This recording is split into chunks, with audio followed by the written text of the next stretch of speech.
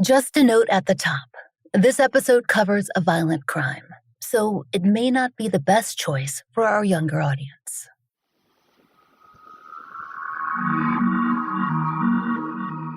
I'm Laurah Norton, and this is One Strange Thing, the show where we search the nation's news archives for stories that can't quite be explained.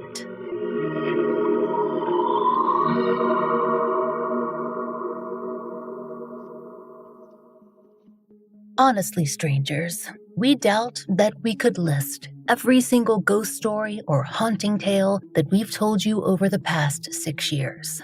That said, we're pretty sure, even without consulting our copious episode guide on the website, that we have never brought you a tale quite like this one. After all, it's not every day that a ghost story is presented in court, at a murder trial no less. We should probably begin in the place where, well, it all began, and where it ended too. We're headed back to West Virginia, specifically to Greenbrier County, in the southwestern part of the state. According to its official website, quote, Greenbrier County is the second largest county in West Virginia and was created in March of 1778. The seat of the town is Lewisburg, and like many other areas of the state, the economic structure has been built on coal. That and timber and agriculture. Similarly to Arkansas and its Crescent Hotel, Greenbrier is also proud to host a luxurious spa, the Greenbrier Resort. Like so many other rural getaways, it was established near purportedly healing water, specifically White Sulphur Springs. Although there are certainly some stories we could dig into in those historic halls, we instead want to draw your attention to something much more modest, at least at first glance, a historical marker. Now, we've grown up seeing those our whole lives, in small towns and big cities.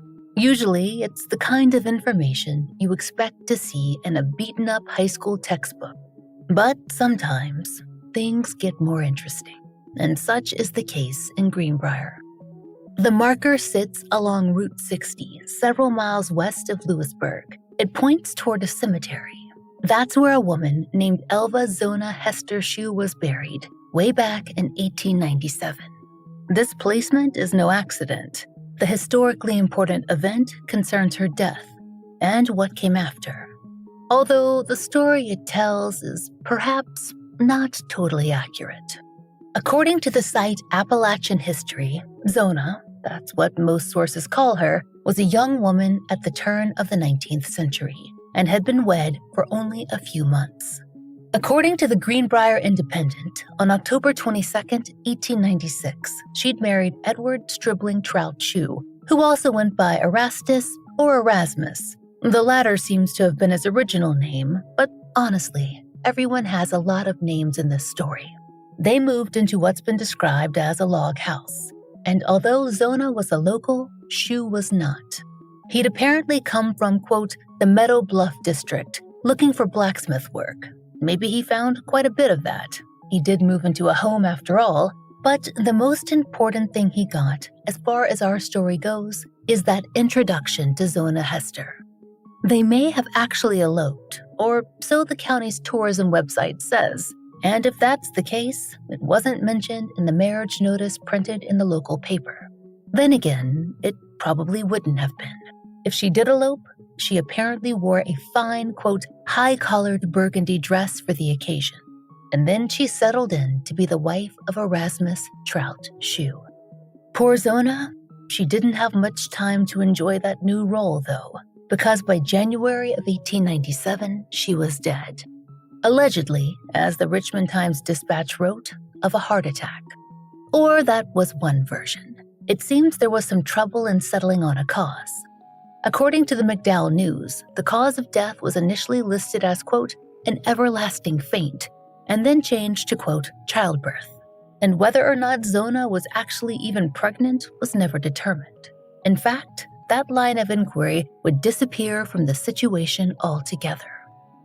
But honestly, childbirth seems like a particularly odd take considering how she was found.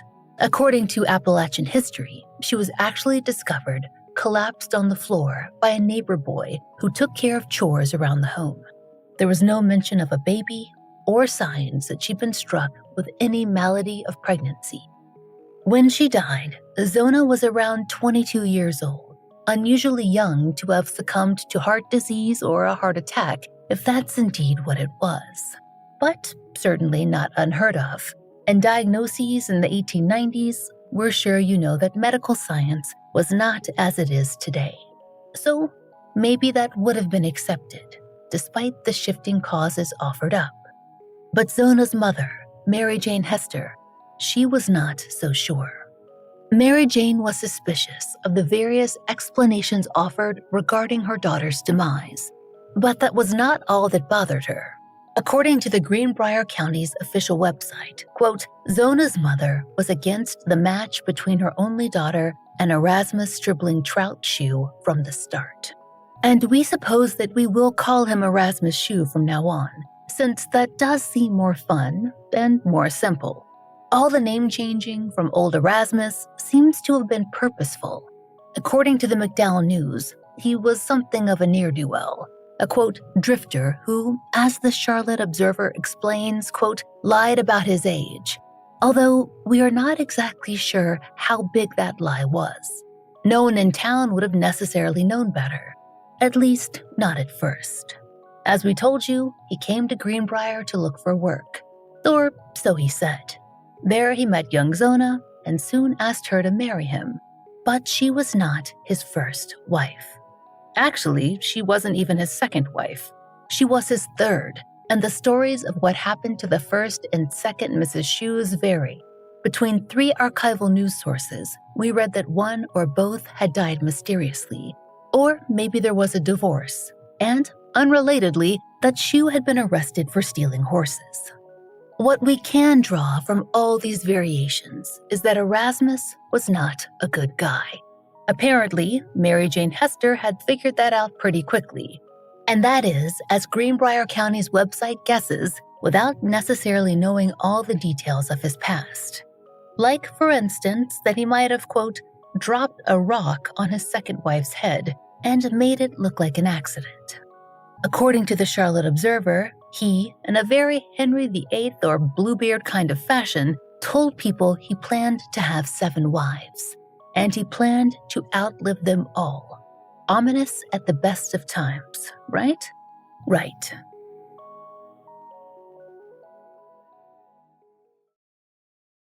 Strangers, it's no mystery. Summer's here and it is hot in the south. And because I still have to live life and find clothes that are stylish and comfortable in this heat, I'm so glad that I have Quince. If you're not familiar, Quince is a gold mine of beautiful pieces at great prices. Think elevated essentials like breathable linen and soft organic cotton, and my personal favorite, premium washable silk.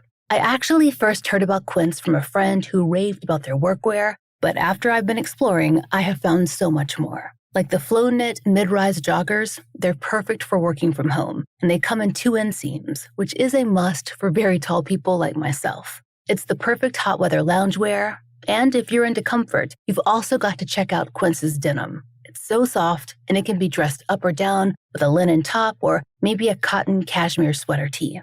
This probably all sounds pricey, but Quince makes luxurious everyday wear truly affordable. Everything at Quince is priced 50 to 80% less than similar brands. Quince works directly with ethical factories and provides the products to you, so you're paying for the quality and not the brand markup. Elevate your summer wardrobe. Go to quince.com/OST for free shipping on your order and 365-day returns. Now available in Canada too. That's QUINCE.com/OST for free shipping and 365-day returns. Quince.com/OST. If you've heard me talking about how much I love Delete Me over the past weeks, maybe you've been thinking about how to protect yourself from scammers and hackers too. Here's what you do. Go to www.joindeleteme.com/strange and enter code STRANGE. You'll get 20% off Delete Me. It's that simple. Delete Me removes your personal information that's being sold online. I decided to sign up for Delete Me back in 2021, and now my entire family subscribes. Now that we're in the age of AI, it's even more important to protect our personal information. If you've ever Googled yourself and you've seen your address, your phone number, your birthday, and more that are easily accessible online, then you've probably wondered about how you can gain some control of that personal data. Well, Delete Me can help.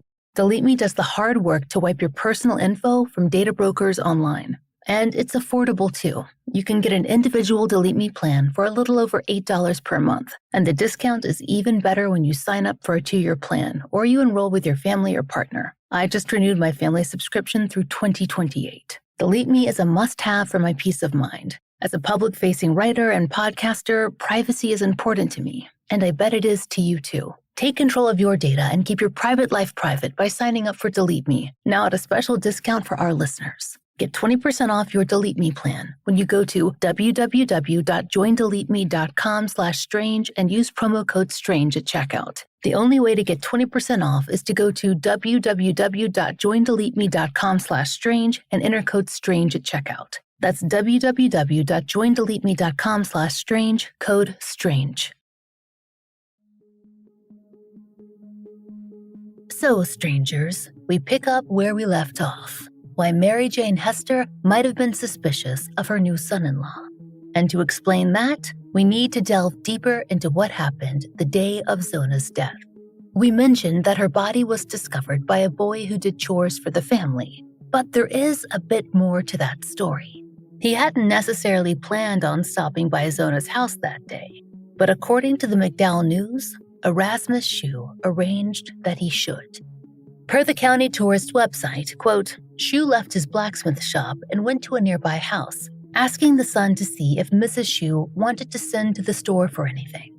The boy found her lying on the floor dead, stretched out with her feet together and one hand on her stomach. She was at the bottom of the stairwell, and the poor boy ran to tell his mother and then continued on to Shue's place of work. According to Appalachian history, the blacksmith seemed shocked and horrified, and rushed home to, quote, gather her in his arms. If that seems a little bit like a setup, then perhaps suspicious. Well, yes, thus the topic sentence of our previous paragraph. But there's more. The doctor was called for, of course, we suppose to confirm poor Zona's death, but by the time he got there, Shue had done something that strikes us as quite odd. If we believe the story as the McDowell News tells it, he'd carried her upstairs, changed her clothes, and laid her out on their bed. And he had dressed her for burial in her finest dress, that high-necked burgundy gown, and he'd even, quote, placed a veil over her face. And when the doctor arrived, he was not actually allowed to examine Zona. We told you earlier that her cause of death shifted a few times, and perhaps that's down to the local medical man not being able to actually do any determination. Maybe he defaulted to, well, a particularly Victorian answer, like an everlasting faint. Maybe, later, Erasmus Trout Shue told him that she'd been with child. We don't know for sure, or how they ended up at a malady of the heart. What we do know is how Erasmus behaved at Zona's wake. Several sources describe Erasmus bringing his wife to her mother's home, where a funeral was held. And according to Appalachian history, Erasmus stayed very close to the open coffin, almost as if he was afraid of anyone examining her too closely. He likely did not relax until she was interred in the small-town cemetery. And perhaps he shouldn't have relaxed then either, because, as we told you, things were not adding up for Zona's mother, Mary Jane. According to the Beckley Post-Herald, quote, she said that when Mr. Shue was leaving from the burial for home, she called his attention to the sheet that had been under the side of her head in the coffin. And he said, Mother, you keep it. Mary Jane eventually decided to wash that sheet, and she noticed something strange. Although the sheet was snowy white, it seemed to turn blood red in the washtub. No matter what, she could not remove the stains, almost as if they were telltale, a hint to look further into her daughter's death. After that experience, the Beckley Post-Herald, and they covered this story a number of times over the years, they wrote that Mary Jane stayed up late, praying and thinking about Zona's untimely demise. After a few sleepless evenings and a lot of prayer, a strange thing happened. Mary Jane, quote, heard a rustling noise, such as the rustling of a garment, and turned from praying to see what it was. There stood an apparition. The dead girl's lips parted as if to speak, but when she neared her mother in an apparent effort to embrace her, the ghostly form vanished. This was the first ghost sighting, and it would not be the last. Per the Post-Herald, the next time Zona granted her mother a spectral visit, she told her, quote, I must go, but I shall return and tell you about my death. And then, on the third night, she did. Zona allegedly appeared again and told Mary Jane, quote, he came that night from the shop and seemed angry. I told him supper was ready, and he began to chide me because I had prepared no meat for supper, and I replied that there was plenty. There was bread and butter and applesauce, preserves, and other things that made a very good supper. And he flew mad and got up and came toward me. When I raised up, he seized each side of my head with his hands and, by a sudden wrench, dislocated my neck. On the fourth night, Zona visited her mother a final time. The Daily News wrote that during that last encounter, quote, the spirit turned to leave and looked back by swiveling her head 180 degrees. And that's something that would be difficult, we think, unless her neck had been broken. It is a horrifying tale to be sure, and though different sources put the story of the murder and the twisted head on various nights, the bulk of the tale stayed the same. And you might wonder why we, or any paper for that matter, have such an exact account of what Zona's spirit recounted to Mary Jane. That is easy to answer. What she said was recorded in a letter written by a judge who would preside over her son-in-law's murder trial. But that would not come quite yet. First, Mary Jane stewed over the experience. She thought that it might simply have been a dream, conjured up by her grieving mind. That was before she decided to follow up on a tip her ghostly daughter had given her. We're not precisely sure on which night this tip came, but according to the Beckley Post-Herald, Zona told her mother of a hidden object that had been buried before her death. What it was, the paper doesn't say, but Mary Jane went to the place, which was at the base of a fence, recovered the item, and was convinced she truly had been visited by Zona Heaster Shue. After that, she began to tell her neighbors the tale, and soon an investigation was opened. But that did not necessarily come easily. Per Appalachian history, Mary Jane was moved to approach the local prosecutor with the information that she'd received. She visited in the company of her brother-in-law, and she laid out the whole tale. Initially, the prosecutor, John A. Preston, he was not convinced. As you know, most lawyers would not be, considering the presence of spectral evidence. However, he was willing to explore just a little further. Per the Greenbrier County Tourism website, he asked for anyone else who could offer up details that indicated a murder, and Mary Jane suggested he speak to the local medical man, Dr. Knapp. That was apparently a very good idea, because, according to the USC Law Library blog, quote, after learning that Erasmus had prevented a true postmortem exam, the prosecutor ordered an autopsy, which brought up sufficient evidence to take the case to court. Zona was exhumed in February of 1897. Appalachian history reported that her widower had tried to stop it, but Erasmus Trout Shue was forced to attend the sad event himself. Apparently, he claimed at the time, quote, that he knew that he would be arrested, but they will not be able to prove I did it. According to the Beckley Post-Herald, during the postmortem examination, it was eventually discovered that Zona did indeed have a broken neck, one that might have been hidden by her high-necked burgundy gown, and a husband who refused to let anyone else near her body. He was perhaps also worried about people seeing the bruises upon his wife's skin. In late April of 1897, the Greenbrier Independent ran the official news. Erasmus Trout Shue had been indicted for murder. The trial was set for that June and would be substantial. Quote, 120 witnesses were to be called. And you'd think that the testimony of a ghost would be up front and center during an age where breathless court coverage was just about as popular as it is right now. You would think so, except for one strange thing. The prosecution did not use a bit of Mary Jane Hester's story to go after Erasmus. It did not factor into their case at all. In fact, it was his lawyer who called Shue's mother-in-law to the stand. And that did not go very well at all. The prosecutor, John Preston, he was perhaps wise in this. As the Virginia Law Weekly explained, he based his case on, quote, the physical evidence, the broken neck, the crushed windpipe, and Shue's recalcitrance and odd behavior when the coroner first arrived. The doctor was the person who arrived, we should note, but that's less important than what the defense did. It's why we suppose the story of ghostly visits from Zona spread from local rumor to official news.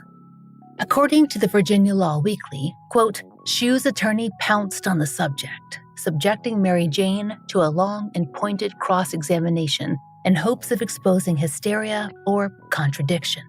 But that's not what happened. She did tell her story, but she kept a remarkably cool head.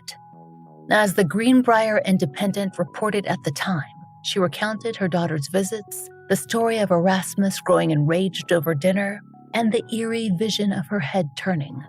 All of it. Up until that point, Erasmus had been feeling pretty confident about his case, but we aren't sure how long that lasted.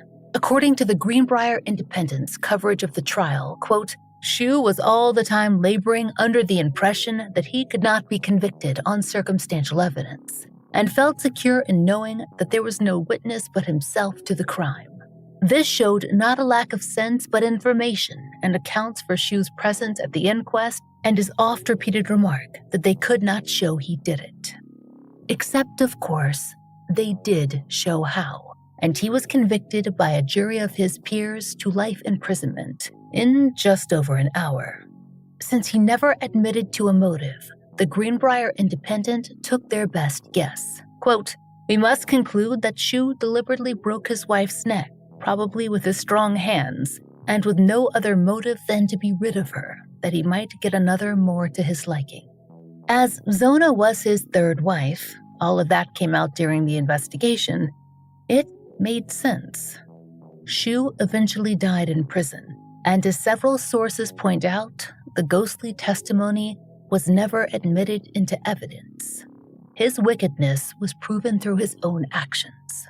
What's interesting is that the highway marker, if you'll recall from the top of the episode, that memorializes this famous case, it describes it a little differently. The text includes the phrase that it was, quote, the only known case in which testimony from a ghost helped convict a murderer. And perhaps hearing that story was part of the jury's decision, although it was never entered into evidence. Personally, though, we think that marker should read, quote, testimony from a mother. And Mary Jane, well, she did more than just testify, didn't she?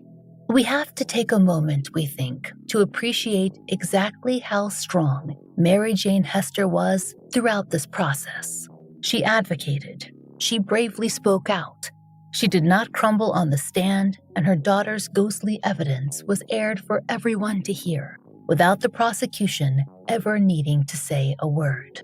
Not that they'd planned to do that, of course. Their case was made on evidence. But in order to get them to look for that evidence, well, perhaps Mary Jane had to help things along a little. And we certainly do not blame her for that. As several writers have noted over the years, a very interesting article ran in the Greenbrier Independent, an article that appeared very soon after Zona Heaster Shue's death on January 28th. We dug up that issue of the paper ourselves and can tell you all about it. It concerns an Australian ghost, and it concerns a crime. In part, the article reads, quote, "One of the most famous murder cases in Australia was discovered by the ghost of the murdered man, sitting on the rail of a dam into which his body had been thrown. Numberless people saw it, and the crime was duly brought home. Years after, a dying man, making his confession, said that he invented the ghost. He witnessed the crime, but was threatened with death if he divulged it as he wished to, and the only way he saw out of the impasse was to effect to see the ghost where the body would be found. As soon as he started the story, such is the power of nervousness that numerous other people began to see it, until its fame reached such dimensions that a search was made and the body found, and the murderers brought to justice." End quote.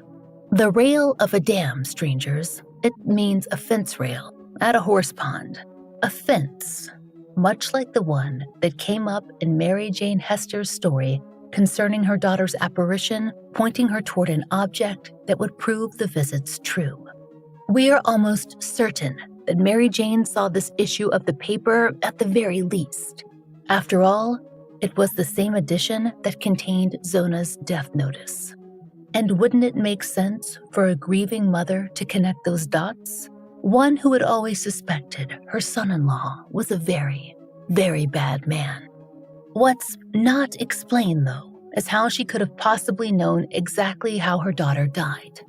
Some sources say that she was so specific that she named the vertebra that was broken. And how could she have ever guessed that? Then again, a mother's intuition is something that's nearly supernatural, isn't it? Who can say all that she knew about her daughter and her troubles before that awful day, and that her daughter would not have been wearing that high-necked burgundy dress to do housework? According to the McDowell News, quote, "Mary Jane Hester never recanted her story of her daughter's ghost. In fact, she stuck to her word until her own death in 1916. And we truly hope that she had some measure of peace in that interim, because she had seen what others had not. Perhaps it was not a ghost, strangers, but more about her own child's life than anyone else could have possibly discovered, even the investigators that she inspired to take on the case in the first place." We hope you'll join us next time for another real-life story from the fine print of America's local papers. From the lives of regular people, just like you and me, except for one strange thing. One Strange Thing is an independent podcast. To support the show and to hear more of the entirely true and enticingly peculiar, you can check out our premium offerings. If you'd like to subscribe on Apple Premium, you'll get both premium and ad-free and early access episodes, along with ad-free and early access to our other podcast, The Fall Line. If you subscribe to Patreon, you'll get ad-free early releases of our regular episodes, a monthly full-length bonus episode, giveaways, and blog posts. We hope you'll check out one of these options and support the show. There's a link in the show notes.